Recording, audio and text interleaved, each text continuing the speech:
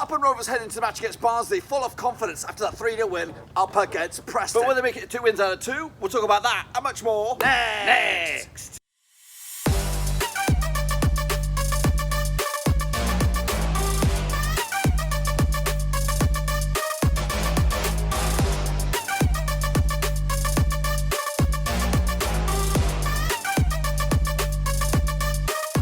That's right, folks, back once again with another match preview. This time looking forward to Blackburn Rovers taking on Barnsley back at Ewood Park. And we'll get to that in just 1 second. If you're new to the channel, smash your subscribe button to keep you bang up to date with all things Blackburn Rovers related, championship related. Whoa, football related! We got it all here under one roofski of a bloody car. We're still bloody here. Of course, we bloody are, of course. Yeah, Turkey Day tomorrow. Maybe today, depending on whenever you're this, on the Thursday. So we're going to have a bit of turkey as we look forward to hopefully back-to-back wins, of course. That's right, as we take on Barnsley back at Ewood Park, of course. Talk more about that in a minute, of course. Before then, I want a big shout out, of course, to the patrons working behind the bloody scenes. I do appreciate those guys coming in there. We've actually had a new one. I'm going to do a proper shout out when we get back into the old gaff and update all my records and all that kind of stuff. But a big I don't know if I'll be able to see it. I might be able to see it, but we do have a new patron. So big shout out to Humphrey. Get in there, my brother. He makes it 23 patrons. We're trying to get up to 25. That was the goal by the end of the calendar year. Maybe if we can get by the end of the calendar month of November, then maybe we can push the goalposts open a little bit more, maybe get a new goal. But anyways, if you are interested to become the latest member of the Patreon gang, there's a link down below. Check it all out, patreon.com/RoversC. So here we go, lads. Of course, big result the other day. In fact, it was a piss easy result, of course, up against Preston in DDO. So let's take a look at it. Of course, the next up for us, though, it is a very dangerous looking Barnsley, of course, heading into this. So let's get into it. Of course, Barnsley opposition this weekend coming down to Ewood Park. That's bloody right. Looking forward to it. Of course, hopefully we can continue our a good bit of form at the moment. We're unbeaten in a little bit, 4 games perhaps. Of course, the men pulling the strings at the moment is, of course, Tony Mowbray, the gaffer extraordinaire, Darryl Lenihan with El Capitano, and Adam Armstrong. Of course, free scoring at the moment. He might not have scored from an open play, but he did get one from the penalty spot just against Prestano on Tuesday night. On the flip side, Barnsley coming to this, of course. Paul, the manager at the moment, is a new guy, Valérien Ismaël. He's done all right. Former Crystal Palace man, former Bayern Munich defender, I believe. Alex Mauer wears the captain's armband. He's a very good player, and I would love him to be in the heartbeat of our midfield. So he's a diamond in the rough, perhaps. And Collie Woodrow again. He's also amongst the goals, and he's also highly rated, highly valued as well. So any other championship clubs, premiership clubs looking around, they're going to have to pay some big money for both of those two players.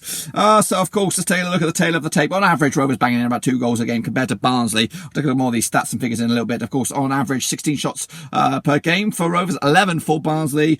We also average about 2 yellow cards per game compared to their 1. We also pick up around about 6 corners on average to their 4. We also banging in the occasional extra foul. We bossed them on aerial duels as well. 54% of aerial duel success rate for us, 56% possession to their 45, and also better pass success rate with 81% as well. Takes place right here in the Garden of Eden. That's right, of course, boys and girls. It is Ewood Park, the venue. Unfortunately, no fans for now, but I think the doors are slightly opening. Maybe in the month of December, some fans will be allowed in the stands. Maybe 4,000. I don't know if what tier Rovers fall into, but fans hopefully should be, fingers crossed, will be allowed in the stands. Maybe even for the Boxing Day fixtures. And we've still got tickets to come to England for Christmas. I don't know what's going on. If we're going, if we're staying, I don't know. I don't bloody know. I'm confused. And if we are going, guess what, folks? Unless I'm quarantined or some other shit, I want to go. I want to bloody go to Stoke away. I want to know what it's like on a cold night in Stoke. But anyway, let's get on to it. That's there for the host. Is Adam Armstrong with 13 goals this season. Big Bad Bob Burton's got himself 3. Dom's got 3. I think Gallagher might have himself 3 goals now already, so that's good. Get themselves into 10s, and then guess what? We've got ourselves a nice little potent strike force. Yeah, nice to see the guys chipping in with the goals. Bloody well. Look at the assists there. Of course, Rothwell with 3, Brereton 3, and Elliott has 3. But Rothwell looks an absolute dynamo at the moment. He's dynamic. He's definitely one of a kind as well. When you get Dak back, he does his own thing. He gets in those spaces. He's kind of like a man in disguise, Inspector Clouseau or whatever, sneaking around and just gets in those pockets and scores goals. But Rothwell's the complete opposite. He comes at you, he gets the ball, and he rows at you, just like Brereton as well. So you know what? We've got some really good players. defensively, that's our weakness, but hopefully the introduction of Barry Douglas adds a bit of experience at the back there. Kaminsky looks good as well. On the right back, Nyambe, Raki, Costello, competition for places, lads. Competition for places. But my only biggest concern right now is get flipping Nyambe signed up. He's one of my favourite players. He is one of my favourite players. He's one of my first names on the team sheet for me. You've got to accommodate him somehow. Because when he gets the bit between teeth, he's absolutely a unique player. Of course, yellow cards, 5 for Johnson. He might be back. Selection headache, perhaps, for the Mowbray. Does he keep him there? Does he blow? You know what? Tribal's playing a little bit out of position there, but goodness gracious me, when we have Travis back, Johnson back, Tribal in there, it's going to be a nightmare for the gaffer, because he's going to upset some folks. But the introduction of 5 substitutes does make it a little bit fruity, so he could probably start to rotate the squad a little bit more now. Tribal's got himself 3, and Lenihan's got himself 2 as well. But Johnson should be back into contention. But what do you do? Do you change it up? Do you not? Of course, let's take a look at some of the stats and figures then coming at you for this match. Oh no, I'm in a car, remember that. I'm in a bloody car, so it's hard to navigate, and I'm not really on my mic machine. I'm on another Frankenstein machine. So of course Rovers free scoring at the moment. I think, are they the highest goal scorers in the division? I don't know. Anyway, of their goals they've scored, I'll tell you how many they've scored. Bloody Nora.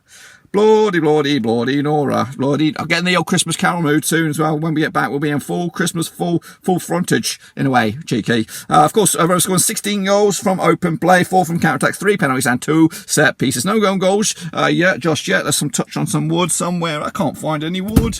I can't. There we go. There's a bit of paper. That'll bloody do. Mathematically, technically, scientifically speaking, that's a bit of wood, cheeky. Of course, the shots on the day, or shots on average, 31% coming through open play, or 31%, in the attacking third, 42% in the middle third, that's the action zones, and 28% in the defensive third. As for their attacking avenues across the field, we've got 39% down the left-hand side, 36 down the right, 25 straight down the middle. As for shots for Rovers coming at you, of course, the majority of the shots coming in the 18-yard box, 59% of all shots coming at you from there, 4% in the 6-yard area, and 37% long-range bad boys, as you can say, Adam Armstrong, sort of bad boys right there. Kicking on forward, as for whereabouts, 20% down the left, 50% down the right, 60%, 65% right down the bloody middle, folks. Right down the bloody middle. Yeah, so of course, kicking on further, what else do we have on the agenda? Of course, what's been happening? Of course, recent form. For Blackburn Rovers heading into this. Of course, we recently took on Preston. That was just the other day. It was a 3-0 win over at Deepdale, which was good. We broke a 5-year hoodoo on there. We'll take a look at the hoodoo between ourselves and Barnsley a little bit. Before that was a 1-1 draw, also on the road, down Kenilworth Road. Before that, we was a 3-1 win over QPR, and all the way back in the 3rd of November, we took on Middlesbrough and we drew 0-0. So unbeaten in 4. Can we make it 5? That's what was on the agenda, of course, for Rovers. We did lose to Swansea, of course, and that was at down in Wales, of course. The next few matches, of course, right around the corner, we'll be back at home for the Millwall game, and I'm going to be off work for that match. I've taken it off specific for that game, and I'm hoping to do my first watch long back. Maybe if we win this game against Barnsley, I don't know, because maybe the watch alongs are a jinx. I don't want to jinx us up, so I don't know what I'm going to do. I don't know what I'm going to do. Ooh, it's exciting. But anyway, let's not talk about the Millwall. We're talking about Barnsley right here, right now. So, of course, Millwall on the horizon. Then it's Brentford on the weekend. The David Raya reunion once again. Then it's Bristol City. There's two difficult games right there, away games as well. Then it's Norwich, another difficult home game. And then we kick on into the Christmas period. We're up against Rotherham at bloody home. I would have probably gone to that game as well. I think where we would have been, or we could still technically be in England for that Rotherham game. So we'll see. I don't know. I really don't know. Of course, I pick my team and we'll do it together, but I'm not going to do that. I've decided, don't change a bloody thing, Gaffer, because Johnson's comes back. I think the performance was good. Brereton, Gallagher, and Armstrong was good. Of course, Elliott and Tyree Stone came on and they looked good. And again, on the flip side, Elliott did pick up a niggle, and it might be just a case of let's just reserve him for the weekend against Millwall, which is also at home, and I think it might be a bit more an opportunity for those kind of players to kind of nippy little tricky meisters to do it. But this one against Barnsley, I think we're going to need some matureness up top, and Brereton's maturing rapidly, and I think he's probably one of the players of the season so far. And of course, Adam Armstrong with the goals. So I'm going to go with an unchanged lineup. Kaminsky between 6, Douglas, Lenihan, Wharton. If he keeps on going, another clean sheet this weekend, guess what? Flipping Del Boy and Ayala, they're going to have to be doing a better magic if they're going to get in the old flipping team there. You know what I mean? Cheeky. Oh, I should, whatever. Nyambe's go right back, of course, for me. Tribal, Holtby, Rothwell, of of course, Brereton on the left, Gallagher on the right, and Armstrong right down the bloody middle. Of course he bloody does. Of course, let's take a look at the opposition there, their stats and figures. Woodrow's got himself 5 goals this season, Chapman's got himself 2, and Mowatt's got himself 1. He knows where the back of the net is, does Mowat. He can. I don't want to see no free kicks, lads. Woodrow's got himself a couple of assists as well. Mowatt's got himself an assist as well. Britton also a assist as well from right back, right midfield, wherever he plays. Yellow cards, Starr's got themselves 3, Anderson's got 3, Woodrow's got 2 as well, and a couple of red cards as well, Anderson and Hillick, which may hinder the old whatchamacallit. I'm going to have a little look at that. I might have jumped the gun on the old starting lineups here, folks, because I think there might have been a red card in the Brentford game. We'll take a closer look at it. Oh, come on, man. Come on, man. There was not. I don't see no red cards, so I think those guys who are suspended or were suspended, that might have been a while ago. Anyway, of course, Anson Hellick with a red card, of course. As for Barnsley, let's take a close look at Barnsley. Then, of course, they've scored a couple of goals, not that many according to Rovers sort of figures, but they are finding the back of the net. Cauley Woodrow is a striker, decent striker as well. They've scored actually 9 goals through open play. Excuse me.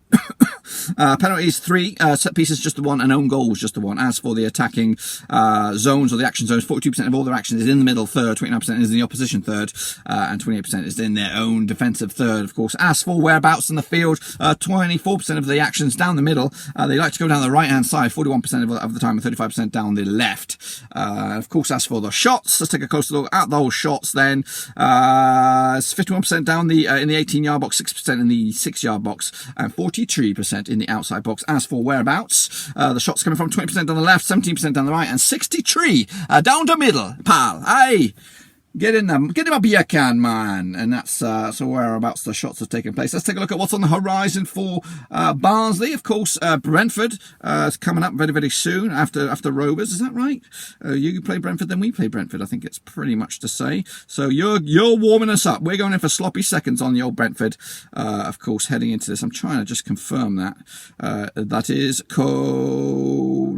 no, they just played bloody Brentford. Okay, this is the last games. They lost to Brentford. Come on, man, switch on, son. That was a 1-0 loss at Oakwell, of course. Before that, they did beat Nottingham Forest on their own turf, 2-0. They did beat Derby, is that correct? 2-0 win as well. They also beat Cardiff. They lost to Cardiff 3-0, and that was down in Wales, of course. And then they beat Watford 1-0 as well. So winning 3 at the past 5. That result against Brentford has given me a little bit more belief that we could do this one. If they're beating Brentford, guess what? I thought it might have been, you know what? They've got the tails up, and they're gonna come at us at Ewood, and they're probably likely to get a result.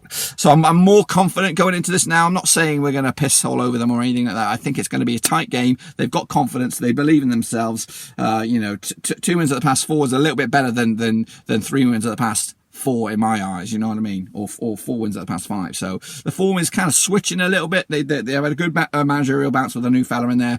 But is the cream rising, or are they just gonna float around a mid-table? We'll take a look at their upcoming fixtures. Of course, Birmingham are next. That's on the 1st of December. And then on St Nicholas Eve, they'll take on Bournemouth, and that was a home game at Oakwell, of course. And then take on Wickham also at home. That's on the 9th of December. And then Sheffield Wednesday down at Hillsborough. That's on the 12th of the 12th, 2020. And then, of course, it is the Deepdale Monsters. No, not Monsters. It is Preston heading to Oakwell on the 15th of the Swallow. Get in there. I don't think we have a fixture on the 15th of the Swallow, but anyway, and maybe that's a Friday. I don't know.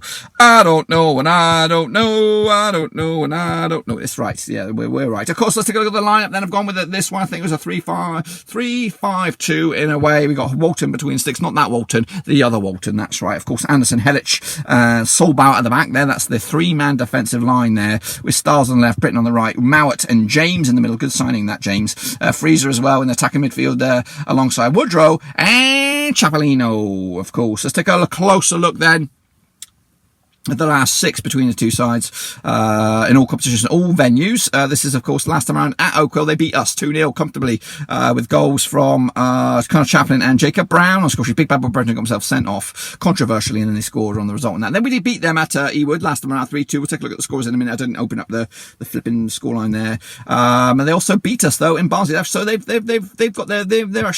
won 3 of the past 4 encounters in all competitions, in all venues. In fact, they're unbeaten. They've lost once of the past 5, if you want to look at it that way. That's quite scary fixtures, scary stats there.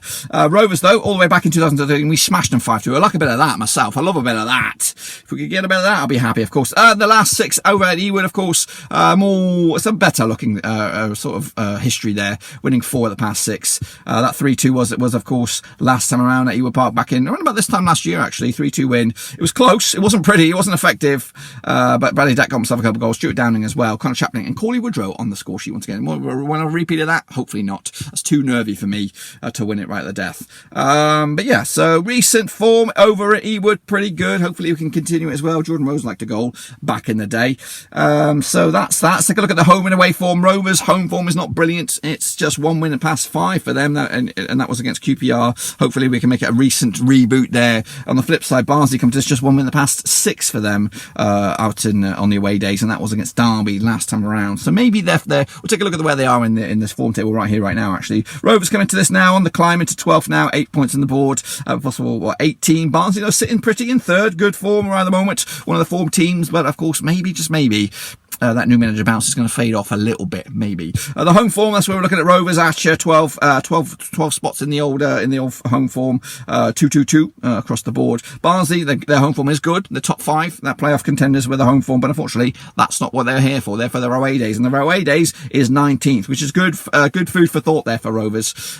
So yeah, we'll have that bad boy. That's not too shabby, folks. That's not too bloody shabby. Kicking off forward, let's take a little look then, shall we, at some numbers and figures here for you, with overall, it's championship based overall here. So the highest base possession team in the championship at the moment is Norwich with 57.8% possession. Rovers up there in 3rd. No sign for Barnsley at the moment. Rovers there with 56.5%. That's the most aggressive side. Sheffield Wednesday still lead the charge with their 20 yellow cards, 4 red cards as well. And again, we are only halfway through the midweek fixtures. Those games taking place on Wednesday night. But unfortunately, I'm not going to wait for that. I've got too much on my plate.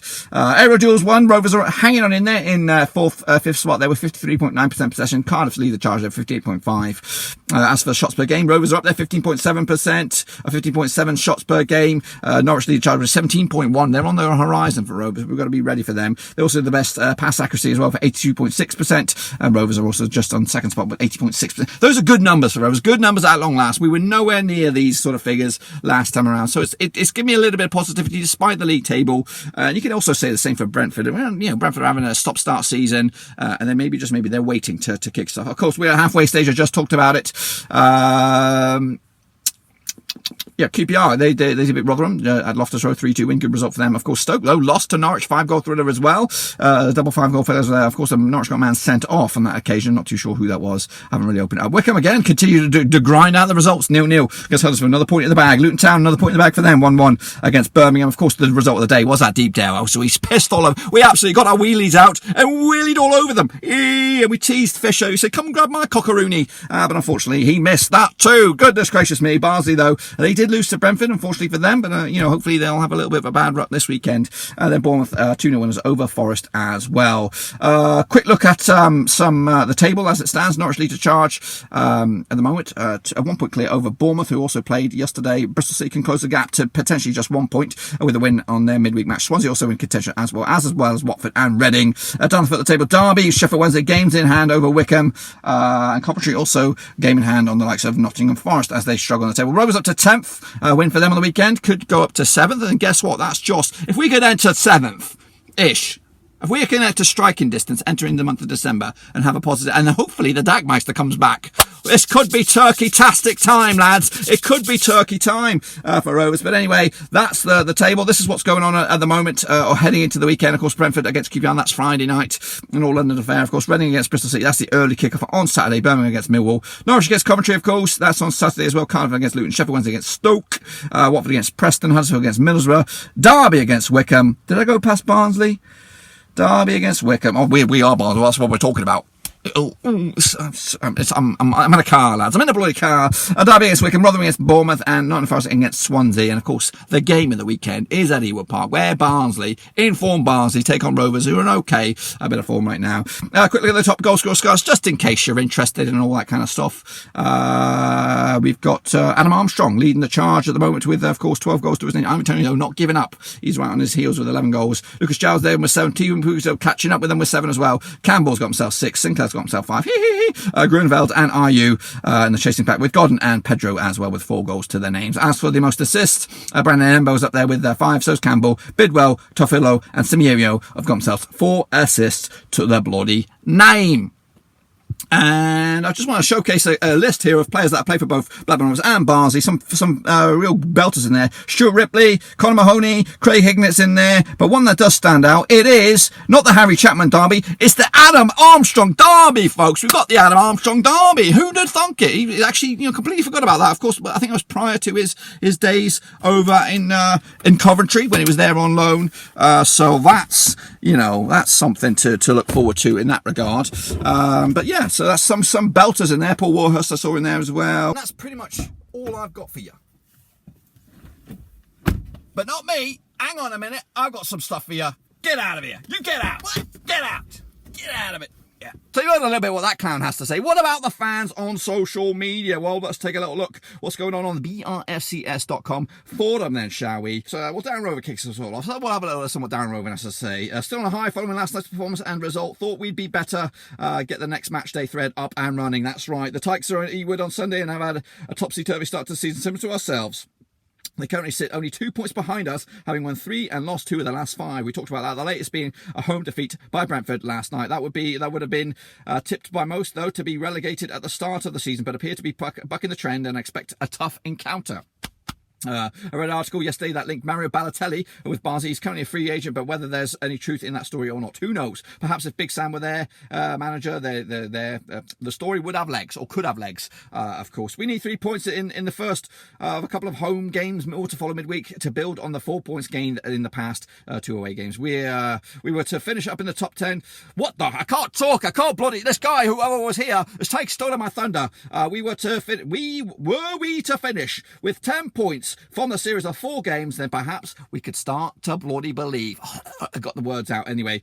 Kicking on further, what do we have? Been here many times under Mowbray. This is Mark BRFC recapping how close we've been to the playoffs, and then we fluffed our lines basically. He said back in February 2019, 2 points off the playoffs. After 4 wins in a row, we go 2-0 up at Brentford, only to lose 5-2, then go on to lose 9 of our current or next 11 games. On the 23rd of December 2019, 5 wins from our previous 6 and only 1 point off the playoffs up against second bottom Wigan at Ewood. We draw 0-0 and go 6 without a win. On the 27th of June 2020, after beating one of our nearest rivals, we find ourselves in 7th place and again 1 point off the playoffs. So we with a better goal difference than anyone around us. We then lose our next 3 in a row to the relegated sides in Wigan and Barnsley and don't threaten again. History tells us we'll probably get 1 or 2 points from the next 2 home games. Let's see if anything actually different this time around.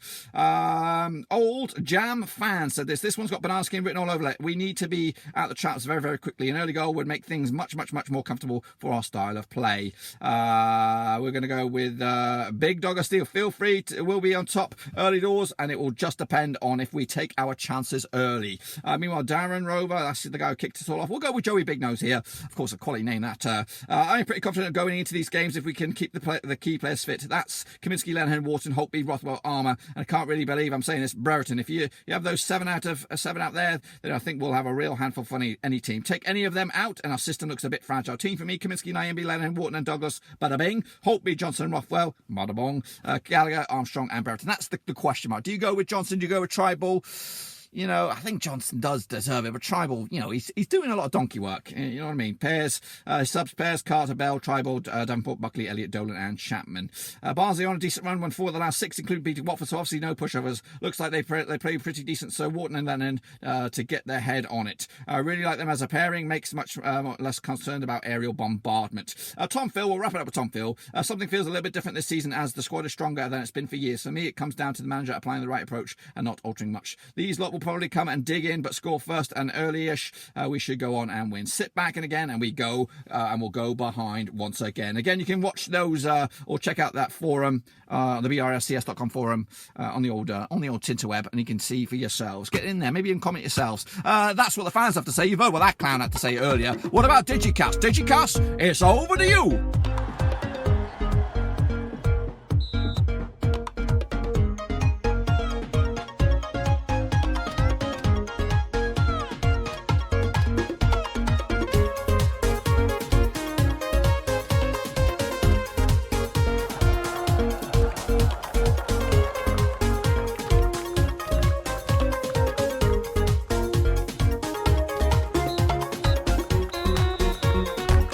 that's pretty much all I've got for you today, folks. Hopefully you enjoyed the video. If you did, smash that thumbs up. And if you're new, bang your subscribe button to keep your bang up to date with all things Blackburn Rovers related, championship related, whoa, football related. I'm in a bloody car, still in a bloody car for the next few days. We'll be back, well, we're heading back Sunday/Monday, and it's going to be a mad old mental week as well, trying to play catch up. So you'll probably see me in a car for the review, for the preview of the Millwall game. So yeah, you're going to have to deal with this car face for a little bit more longer. But anyway, that's it. Again, I want a big shout out to Humphrey, latest member of the Patreon gang. Thank you very, very much, Humphrey, for becoming number 23 Patreon. We're trying to get up to 25 once again. So if you want to, you are interested in supporting the channel behind the scenes, become the latest executive VIP, and of course, part of the Broverhood.